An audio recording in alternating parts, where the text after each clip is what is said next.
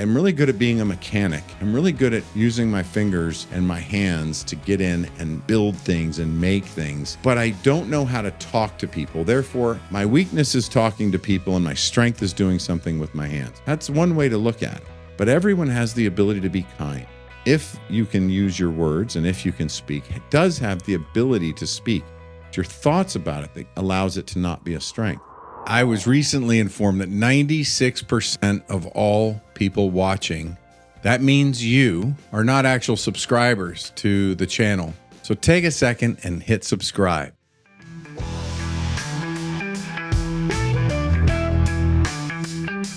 Welcome to The Point with Jeff Spikes, the show about achieving goals, embracing growth, and finding your true path. And now, here's your host, Jeff Spikes. Hello, everyone, and welcome to The Point.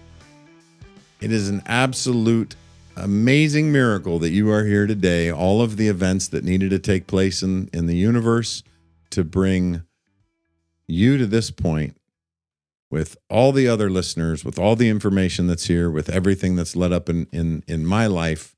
And that means it's 1 in 400 million% chance that you would get to hear this information today in the time that you are meant to hear it and most have a chance to gain from it.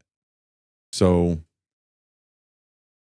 as promised, you're going to have the experience today of going through the phase 4 of a 4-part series that we do in our company when we're working with others. This is part 4 of the also the process and the service that we've white labeled through TAG to work specifically in healthcare supply chain and accounting. So it's in that cost cycle, or what they call the procure to pay cycle of healthcare, where we believe and we are certain that we are a big part of transforming healthcare by working with healthcare systems and hospitals from the bottom up, really shoring up the foundation of the hospital or the health system so that they can sustain the gains they make and hold the finances and not allow the finances bleed through to vendors based on how they incentivize and how the billing cycles work, and also how a lot of these electronic systems work that tend to make it difficult to. It's so complex and so many anomalies. But the point that we're making, one of the things that I've said recently is that we don't shy away from tackling big problems. And the individual clients that I have know that if they're looking at their problems and feeling like they're big, huge, unsurmountable problems, we have plenty of other problems in the world to mirror them up against. And look at what that is. Of course, we don't want to compare ourselves to anyone else other than ourselves. So you don't need to compare yourself to anyone other than yourself. And you can only be the one who can be the best version of yourself. No one else can do it better than you. And that being said, the time that it is appropriate, right? There's an exception to many things. The time where it can be appropriate to bring in some type of outside view is not necessarily in a comparison. It's more in a way to help you reframe your current situation through a lens of something that you might be able to say is bigger than you are or bigger than what you're going through. And the same thing works when you're thinking about God or spirit or a higher power or the universe and whatever you choose to call that relationship in your life, that finding something bigger than yourself is not typically that difficult to do. And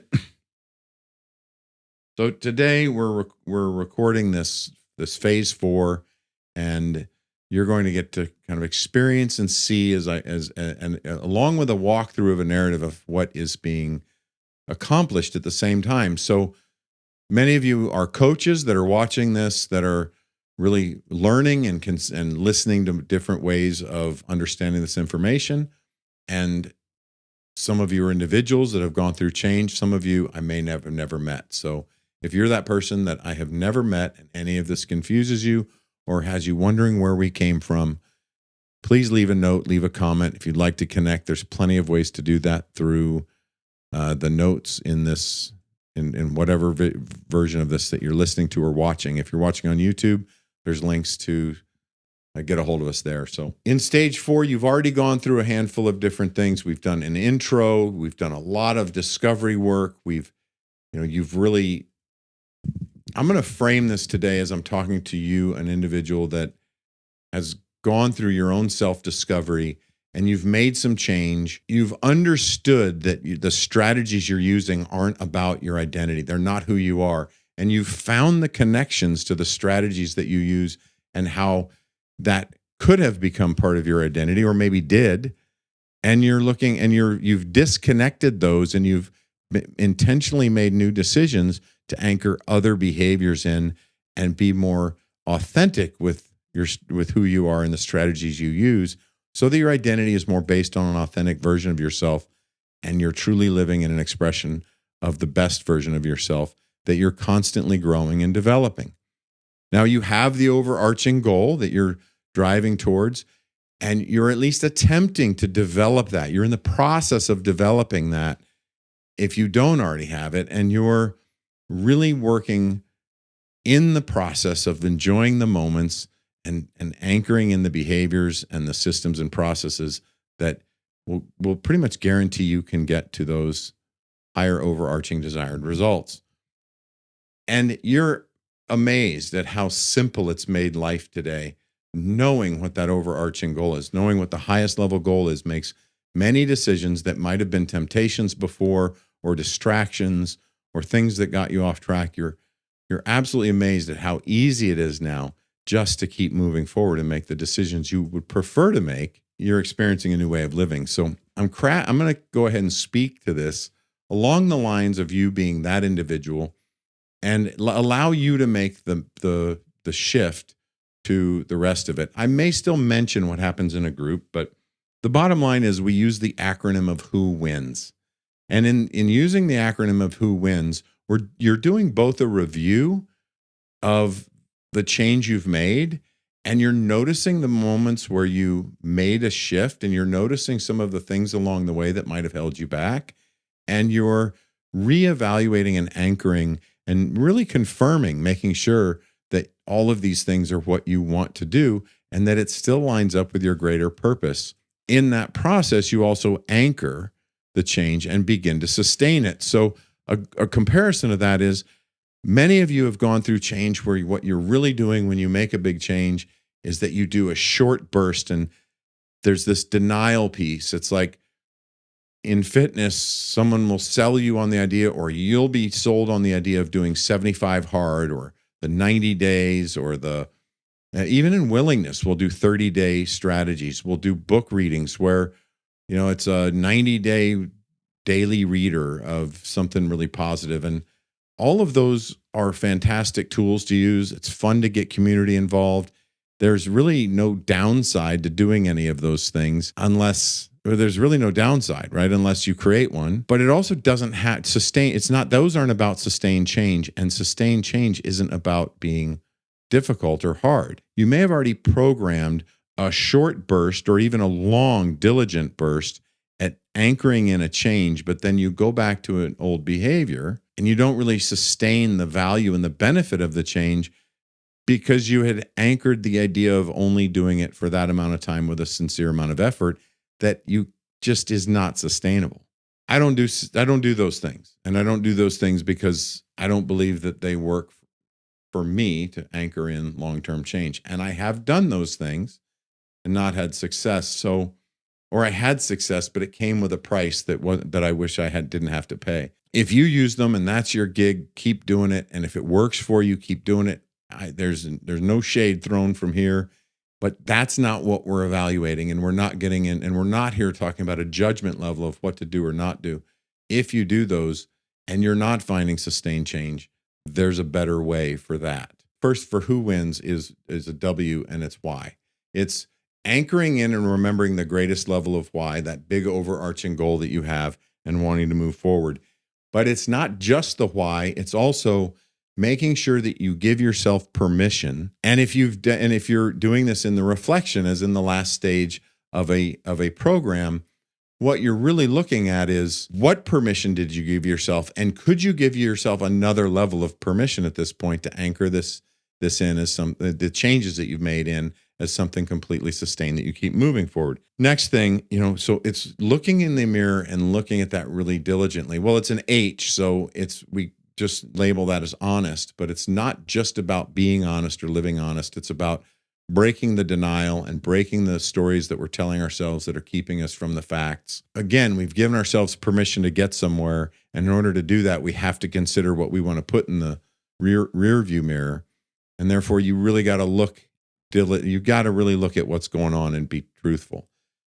To the degree that you're able to be that honest with yourself, that is definitely part of that degree of moving forward to the next one.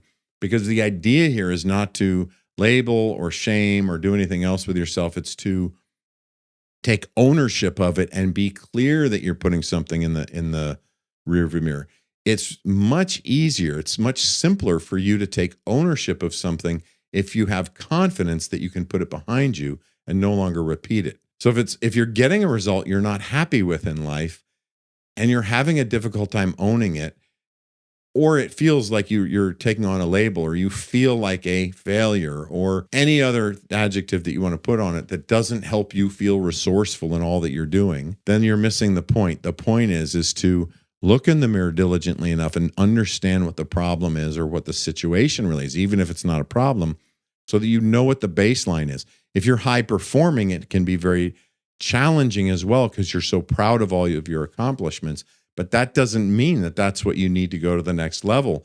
So it's really getting honest of, no, this is where it really is. And oftentimes when you're driving towards a goal, you'll start thinking already at the next level. And this is a time to make sure you're not kidding yourself, so that you can stay real and make sure you're deploying all the right tools and strategies to keep moving and go even faster towards where you want to go. That was the O, was the ownership, right?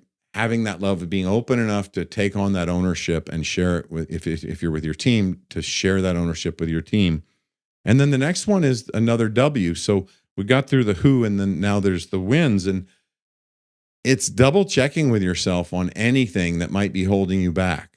And this is the W for willingness, where you check your willingness. You gave yourself permission. You've looked in the mirror. You've made sure you've taken a really good inventory of what your current level situation is that you're wanting to change from. And you've taken complete ownership over that you're changing, and you're putting it in the rearview mirror. And now you're just making sure that there's no willingness check. Now, if this is at the year end, if this is at the end of the process, you're actually going back and laughing and having a good time at realizing what you thought was going to be really difficult was not that difficult, or now is no longer difficult. And so you really get to have an opportunity to put a lens on this and understand that, wow, that was really difficult. When I started this podcast, just to get up and do one recording seemed to take a ton of effort. And I had to do it felt like this huge list of things to get to the point where I could do it. And I even abandoned on a few of those things because I began to value starting over quality. I valued getting started so that I'd have a baseline to grow from. And that helped me actually get started faster. The next thing under that, once you've anchored in that willingness, now at this point, you're documenting. One of the times I had originally recorded this, I wrote document by accident. And instead of pulling out one of my guides for doing a workshop for this, I just wrote notes and thinking about what I wanted to say. And instead of writing down the willingness, I wrote down document, because when you're doing this is the time to write down what are the things that are going to possibly still get in your way of anchoring this as a long-term behavior, so that you can then also document what you want instead. And you can go through that process of, what do I not want to repeat and what do I want instead? And as you go through this, you're then going to list your intentions with that. And you're going to set some intentions on whatever that is that's holding you back, and whatever it is that's been working, and whatever it is about your why that you're ready to move to in that next level that is now the behavior. If you've been putting a lot of effort forward, the question becomes, can you pull that effort back and have a baseline now to just repeat over and over and over? And this is where you really document some of that, the willingness and intention, right? What what am I willing to do? What do I want instead? What if I'm unwilling on anything, what is it that I want to shake free and do something different with? What are the intentions I'm going to utilize to move forward? The next of the N is looking at the needs. And then it goes a little bit deeper than that in the N, because you're looking for needs, narratives, and nuances. The needs are really what the requirements are of everybody. And again, if it's a group, there is some time to really now discuss, this has been a good time, but now we're going to move forward with these things. And what are the rules of engagement, so to speak? And what are the ways that we're going to do this? And what are the expectations of how we're going to maintain this, rather than just falling back and saying, okay, it's all good. Same thing for yourself, right? So if you're going through that, that's the same thing. And maybe you're moving into new things. And how do you still keep those gains going personally? Somebody who's become really fit, that is kind of done with the program, and then they move on, and all of a sudden they're traveling and they're doing other things where it's difficult to watch nutrition.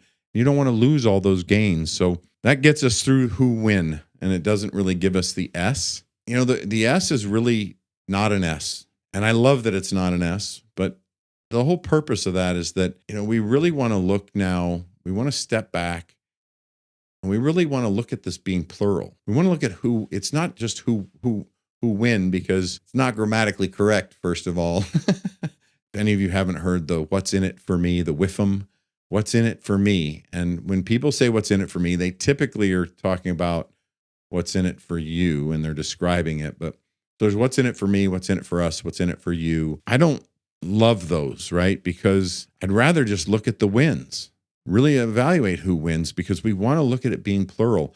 How many wins can we get all at one time?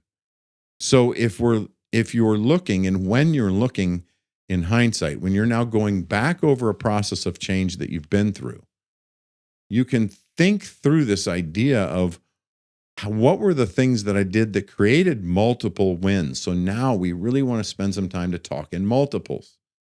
Now, this is a lot easier when you have a facilitator or a coach helping you remember all these checkpoints, or if you have the work guide that allows you to check through it. Maybe I'll make this part of a book someday where someone can really use it as a process. But really now it's just a fun acronym that helps facilitate a workshop or create a talk that we might give to a large audience, and give us the framework to throw in really fun stories that help people laugh and engage and consider new ideas for their life. But really, at the end of the day, what we're talking about is making sure that there really are multiple gains. And if you win, and the people you're working with win, and the people in your life win, there's also a lot of talk sometimes about, when I change and shift, I may leave people behind. And I used to have this incredibly deep belief that I didn't want to leave people behind. And as you go through the process, a lot of things people say are true, and you may even bank into one of them, and really decide that that's true for you in a moment where you're just ready to let go of someone or something that you had before. And the reality is that that's not entirely necessary. And it also means that you may just naturally flow, but it doesn't mean that you're leaving people behind or moving on from things, or because you still could have access. It just means that the type of relationship that you'll have with some people has changed. If you've ever promoted in an organization, you've probably witnessed this and experienced this yourself, where you don't lose your coworkers. You just have a new role with your coworkers, which will change the relationship with your coworkers. And I encourage you not to think of it as, I have to move on from, or I've lost something, or I have to put these things behind me, unless it's a part of your evaluation of what you want to put behind in yourself. It's too easy to look external and point outside and talk about all the changes we're making out there. The point here is about making the changes in here so we can be more effective, useful, and beneficial to the world around us. And through that, have more gains and uplift more people and create more things that are positive that we want. So that's what the S is. It's almost a trick in that it's not an S word. And that's it on who wins and the the design behind how we did that. Now, you're sure to benefit if you exercise this in your life. If you join us in designing strengths and walk yourself into, or have us walk you into, the designing process, I want to remind you of a few things. Strengths is not about just your personality. When you're looking at your strengths, if we bring in the filter, if we look at CliftonStrengths, which is a lot, I've been saying that to a lot of people, and they're like, "You mean Strengths Finders?" Right? Strengths Finders was what it was for years, and the Gallup has changed that to now the brand name is CliftonStrengths for the assessments, and it's really quite amazing. The bottom line is that the science of strengths through CliftonStrengths and what was Strengths Finders is that it's not your personality. All 34 of the themes are strengths. None of those themes display your weaknesses, and how you use them and what you're attached to is where the weaknesses are. There's plenty, I've shared my stories, and there's plenty of other stories that we can bring in that help illustrate that, but none of those themes are the weaknesses. They're all strengths. So even though they're listed 1 through 34, once you take the assessment, they're all strengths. So if you're thinking of your own strengths, and you're even looking at the organic strengths you have, and the people who know and love you the most and what they say is great about you, those are your strengths. They're not weaknesses. There's not one greater than the other just because one shows differently. They're all strengths that can be accessed and utilized. Moving out of that idea is really it's almost like shifting gravity when you move out of the idea of some type of judged or rated list of things you're great at. And there may absolutely be something that completely stands out. And that's great. That's okay. That's beautiful if something perfectly stands out. But the point is on the CliftonStrengths is that all of those strengths are things that you can access. It's kind of like saying, I'm really good at being a mechanic. I'm really good at using my fingers and my hands to get in and build things and make things, but I don't know how to talk to people. Therefore, my weakness is talking to people and my strength is doing something with my hands. That's one way to look at it. But everyone has the ability to be kind.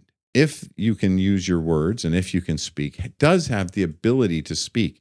It's your thoughts about it that allows it to not be a strength. To be able to communicate to somebody is a gift, and you can do that well, no matter what that is a strength, to be able to communicate. So I hope that point is clear through that message, and we're going to close out now with a quick goodbye. I'm extremely grateful for all of the people that are participating in this project and considering what's great about you and leveraging the best part of yourself and being the best version of you can. For any of those that haven't reached out, that thought of it, feel free to do so. I will always return a message and jump on a call if you choose to. And I've been able to do a whole lot through these text apps and other things. So just keep the conversations going. The best conversation you can have is the one about you getting better at the things you do to be you. That's a tongue twister. All that being said, loved all, and peace out. Thank you for joining us for another amazing episode of The Point with me, Jeff Spikes. Please visit jeffspikes.com for everything you would need to know to engage with me offline. And lastly, thank you for your time, your attention, and your consideration. This is The Point.